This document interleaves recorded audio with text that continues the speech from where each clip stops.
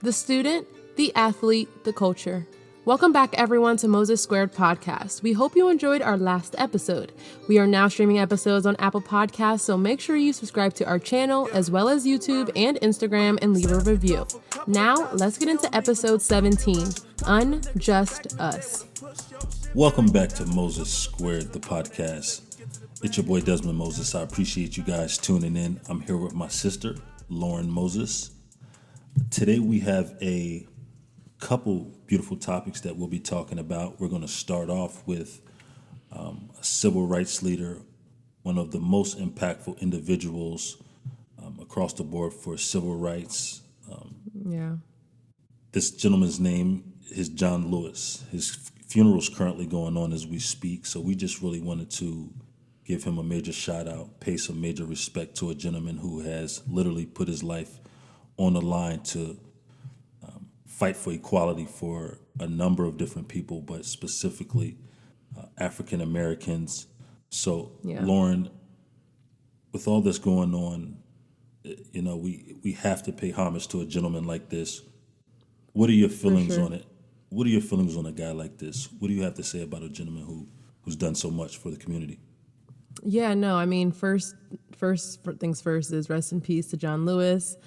Prayers with his family, friends, all the activists that, you know, marched alongside of him and Martin Luther King. You see, you know, a few pictures where they're side by side. And when you think of everything that Martin Luther King has done, you know, with his voice and just bringing, you know, all attention to him when it comes to being peaceful in protest. And during this time when there's so much going on within our Black community, you can only, you know, pay homage to Mr. Lewis, because not only was he actively doing these things, whether it were sit-ins, like he led a 26-hour sit-in at the House of Representatives when it came to gun control for the mass shooting in 2016. He's one of like the first 13 original freedom riders. You know, so it wasn't like he was just, you know, talking all of this and whether it was while he was a congressman, like before he even got into politics, he was fighting for human rights. Absolutely. And I think during a time where lines can be blurred as to what are human rights and what may be a political agenda, I think that this man who, you know, passed at 80 years old this past week, you know, he deserves so much honor, so much respect, and just so much acknowledgement for how far he has pushed forward the Black community when it comes to protesting and demanding justice, demanding human rights, demanding civil rights.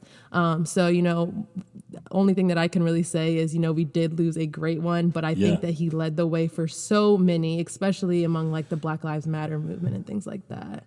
And I think you hit it on the head. You know, this is a gentleman whose photo, picture should be in the dictionary next to walking the walk, because this guy not only walked the walks, but he led the walks. He was one of the gentlemen who led the March on Washington, which we spoke about, was the youngest speaker that day, where Martin Luther King most famously, you know, recited his speech. This gentleman was there. Not only was he there, he was on the stage, and he also made an impact. It's just outstanding. He led the march through Selma. This gentleman was one of the guys who were victims, one of the people who were victims of Bloody Sunday, which is, you know, essentially the state police, the Alabama State Police, decided to meet these people at the bridge and, you know, while they were praying, ensued not even a riot, to a beat down of these folks, a scar which Mr. John Lewis wore the rest of his life. So this guy is, I mean, it literally gives me chills speaking about a guy like this, because he's the image and one of the last speaker that was on that stage there in the March on Washington. So today is not just a normal day. And one of the things that I also found fascinating was that at the age of 14, he met Miss Rosa Parks, and then at the age of 17 was the first time that he met Dr. Martin Luther King Jr. So that just shows you that there were and there will always be people that come before you that, lead the way, that show you the way. Yeah. And he just took a little bit. I mean, I can only imagine the amount of activists he met before, he led his first march or he led his first sit-in. So he had all these people to look up to. And I mean, we usually save our little tidbit, our piece of advice to the end, but, really open your eyes and see the people who have, the opportunity to make difference and see what they're doing and see what they're not doing. Because at this time, silence is also a huge message. And I think that, spreading the right message is so important during this time to our younger, peers, and just making sure that you're providing and showing them the image that you want your children to have to look up to at one point. Yeah. Yeah. And I think you're spot on. This is a gentleman who, he did what he had to do. And, it's a blessing to have individuals who fought for us. I mean, this guy started in Atlanta City Council, moved on to the U.S. House of Representatives, where he was reelected 17 times. Over 40 different honorary doctrines from different universities around the country.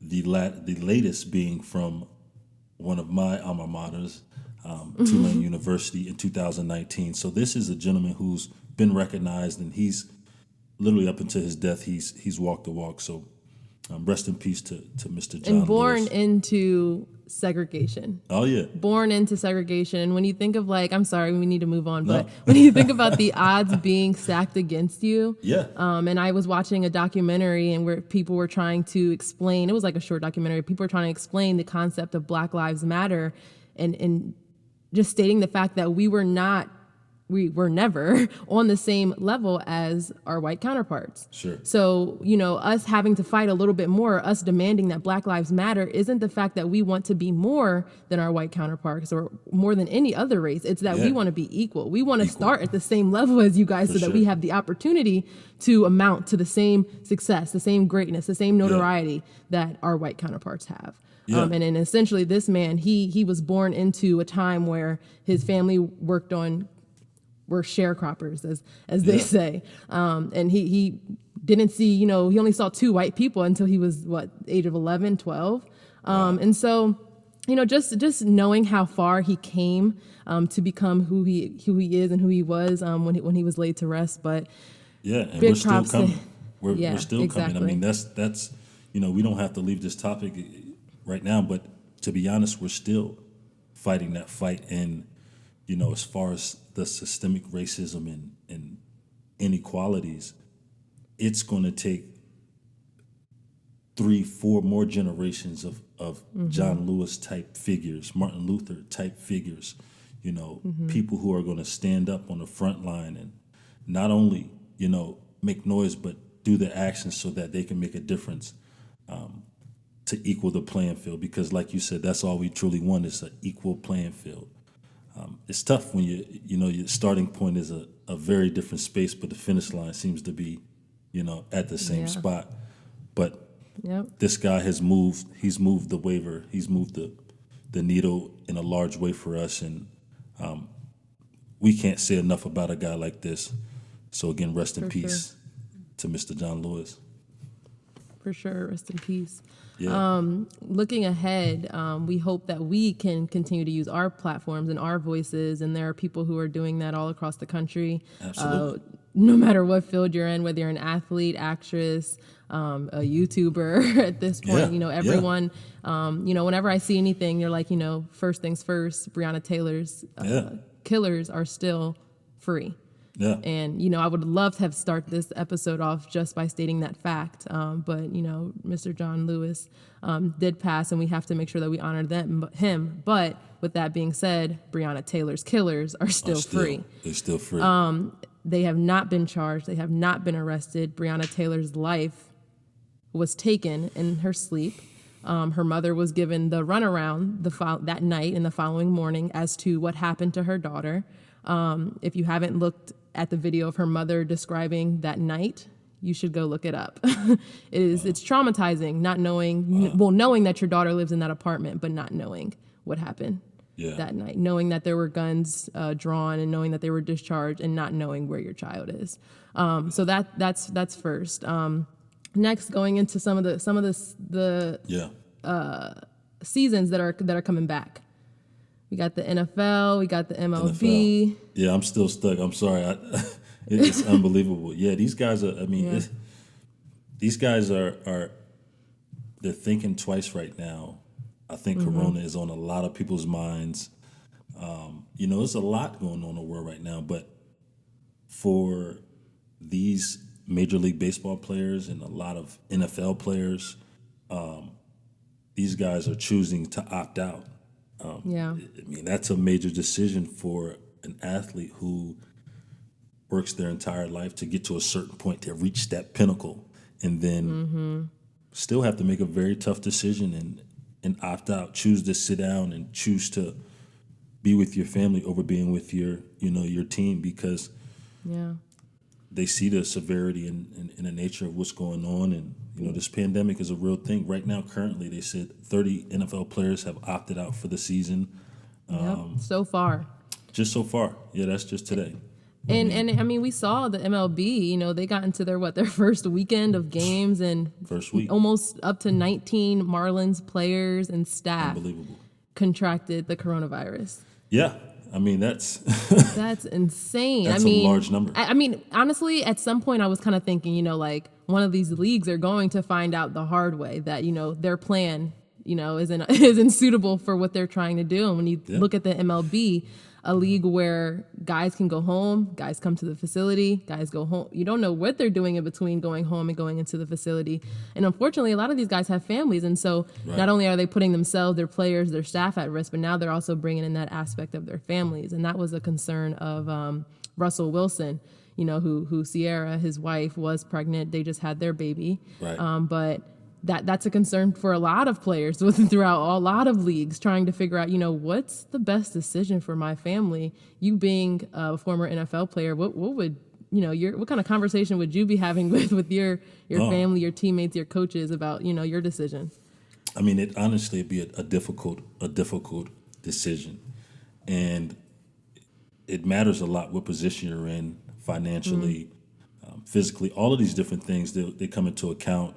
Where you're at in your career as far as veteran status versus earning a spot. I mean, it's all of these things come into account. And it's, for me, now being a father, I would still have to strongly consider opting out just for the safety of my family. Because that time being away from your family, you can't get back, and for some fathers in this league, in this situation, that's the number one reason for what they're choosing to do. They have little ones at home that they just couldn't imagine, bringing something, or older family members, parents, grandparents that live. They just don't want to give them that type of risk. It's not worth it to them. And a lot of these guys are making a lot more money now, and they understand their value.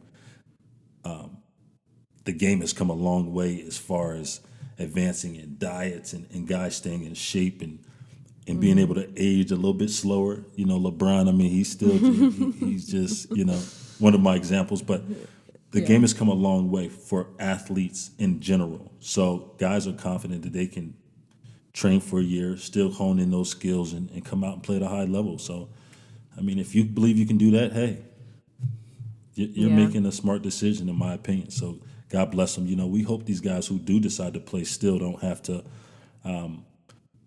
deal with huge repercussions. Hopefully the NFL and the guidelines that they have in place can manage this somewhat, but we've seen with the MLB, they're struggling. They're struggling for sure. And I think one of the issues that Russell Wilson expressed was that, the lack of planning from the NFL in regards to how they're going to kind of gauge how safe the players are from game to game. I think, NFL does have different types of opt-out situations. I heard you mention the opt-out situation. So there's voluntary opt-out situations where you still have to kind of submit a letter to your team, the NFL. Sure. And you're still eligible for a stipend, but I think depending on your contract, depending on, I know free agents, you can't really opt out and still get money, it doesn't sound like. And then there's also a higher risk opt out, which comes with all the CDC factors, risk factors, whether that's cancer, sickle cell disease, diabetes, things like that. So there are players who are both on the voluntary and then the higher risk opt out, but then there's also this section for unspecified opt out. So I'm not really sure how you can fall under there. You're just like, hey, I ain't coming to work today. But yeah, so that's a little strange.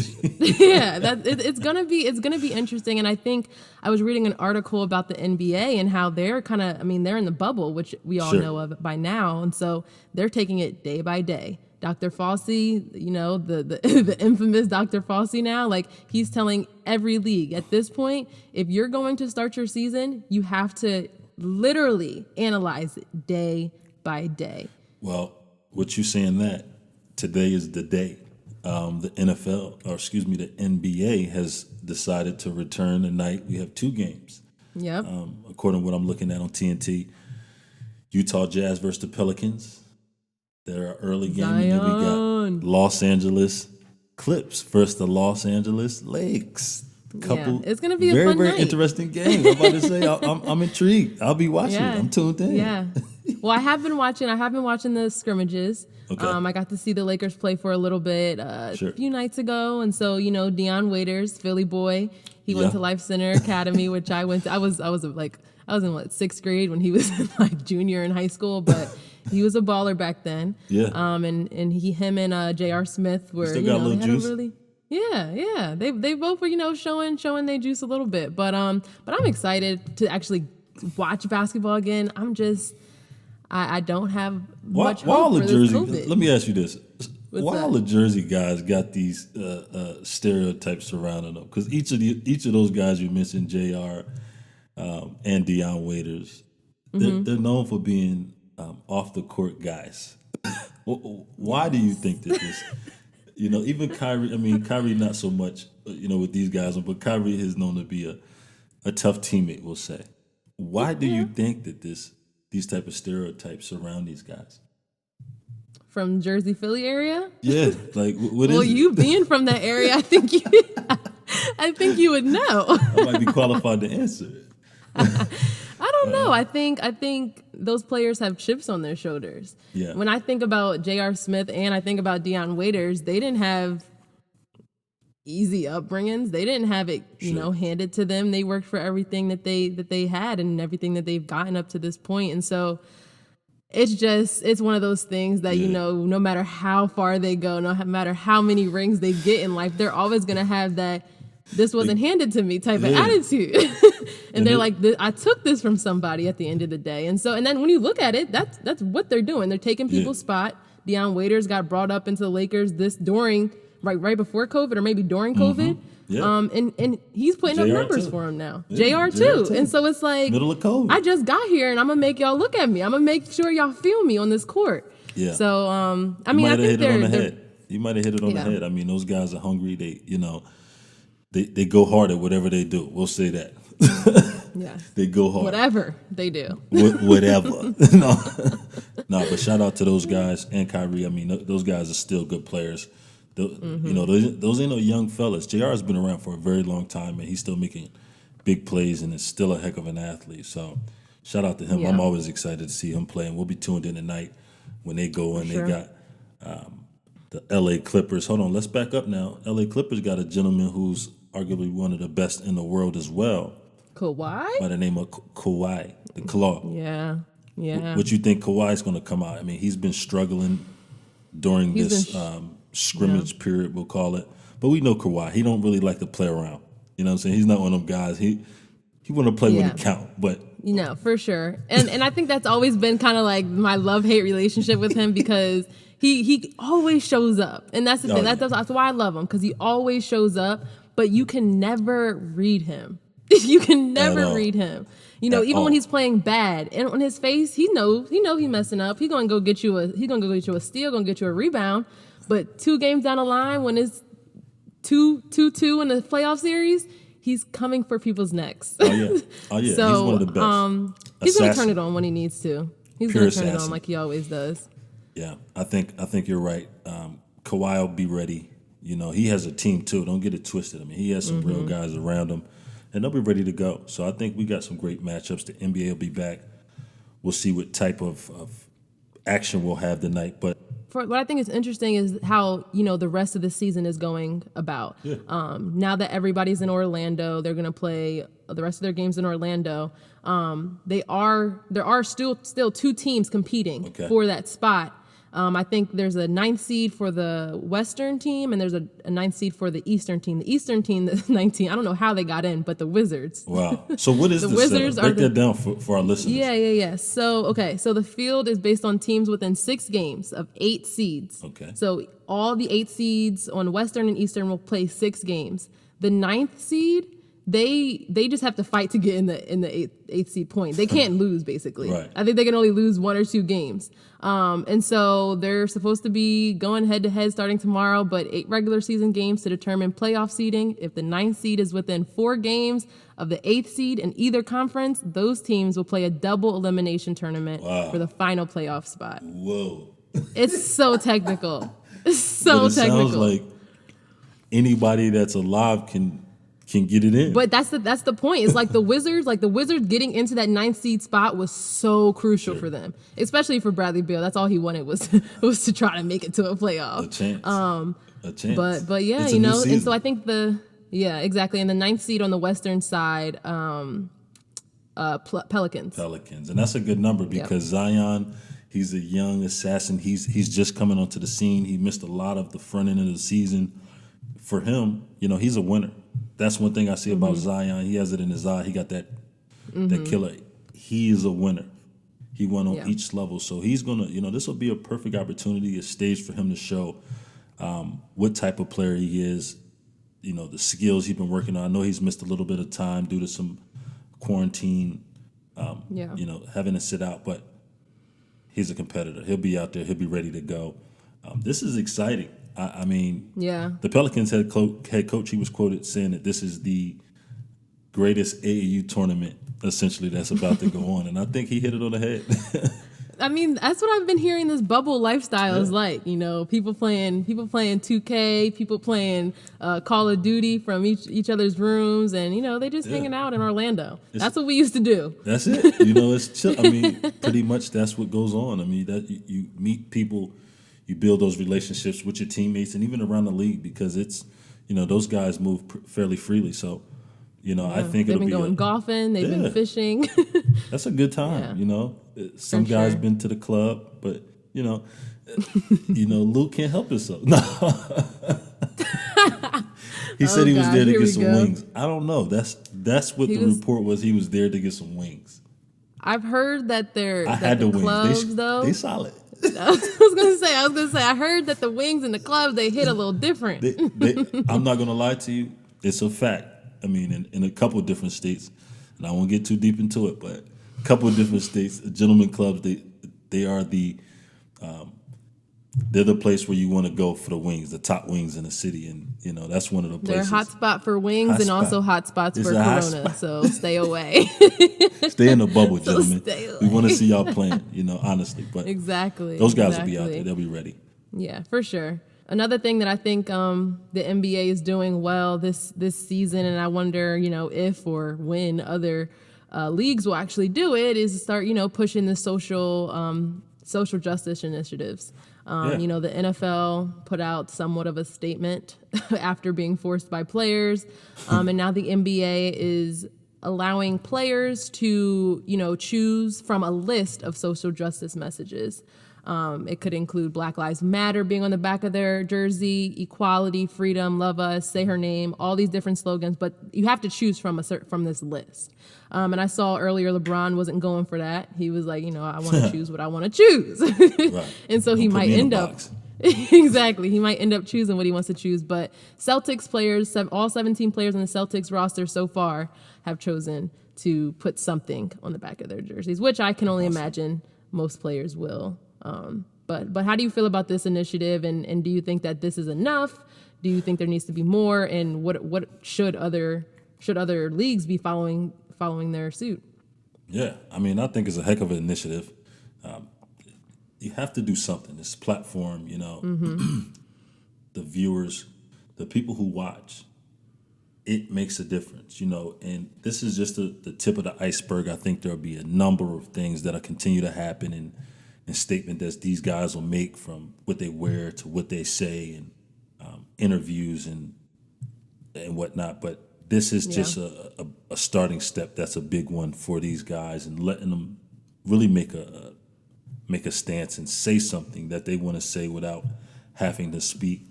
I think it's awesome. It'll keep going. There's guys like Kyrie who are also not just talking, not just posting, but they're putting their money where their mouth is. I believe he donated, was it 1.5 million? 1.5 or 1.7 or something like that. Yeah, to an initiative for WNBA players. Yeah. Yeah, WNBA players, because there's a few. Sorry to cut you off. There's a few WNBA players who are sitting out, who are opting out of their season, but instead of for COVID reasons, while there are some for COVID reasons, another is for social justice reasons. Sure. There are a number of players. Maya Moore did it this past season. Natasha Cloud from the Mystics is doing it this season to spend their entire season fighting for equality, essentially, who are leading initiatives in D.C. Natasha Cloud has always been about, preventing gun violence in D.C., Southeast D.C., Ward 7 and 8, one of the, most violent wards in D.C. that there is, fighting for education reform and things like that. And so that's what they're donating their money to, and they're not getting paid. Natasha Cloud sponsored by Converse, and they're paying her for her season this year because of this. Wow. And it's not like she asked them to. They weren't forced to. Shout out to Converse for sure. And so like you said, Kyrie doing that, and other players hopefully follow his movement. But one thing that I thought was so interesting in regards to Breonna Taylor, I brought her up a little bit ago. Oprah Winfrey, for the first time, someone other than Oprah Winfrey will be featured on the cover of Oprah Winfrey magazine, and it'll be Breonna Taylor. Shout out Oprah, man. Everybody's in on the movement, and they should be. You know what I'm saying? Yeah. Breonna Taylor, we can't say her name enough, because the reality is, when you look like us, this could be you. So if we don't say their name, they might not say yours. So Breonna Taylor, and these people need to be brought to justice, because she had a family and she had loved ones and she was minding her business. So a miscalculation can't happen. It can't happen, or not in that scenario. So, in certain industries, it just can't. And so I salute all the guys in the NBA, all the women in the WNBA, because those are the two leagues where I've seen players sit down in press conferences and say, "Hey, I'm not talking about anything other than Breonna Taylor. So whatever you ask me is going to be about what happened to Breonna Taylor." And that's just what it is at this point, because it's taken too long for her to get justice. Yeah, facts. So yeah, I mean, we can end it there. Unfortunately, that's all that can be said on this topic. Is we demand justice for Breonna Taylor. And we appreciate you guys tuning in and listening to Moses Square. We're going to come back next week with another strong topic, but for today, our main focus, rest in peace, John Lewis. But more importantly, we need justice for Breonna Taylor. So peace and love to y'all. We'll see you next week. Don't forget to press like, subscribe, and follow at Desmond, DEZMANM. You can follow me on Instagram at Lauren.Brielle with 2 E's at the end, and on Twitter at Lauren_Brielle with 2 E's at the end. However, to stay updated on everything Moses Squared, follow us on Instagram at Moses Squared Podcast, which is all one word. There, we will be posting everything from sports news to IGTV videos and more. We hope you enjoyed this episode. We'll catch you next time. God bless. We die by the code, got it etched in our soul. Low ho and be a SH. A and me. If you niggas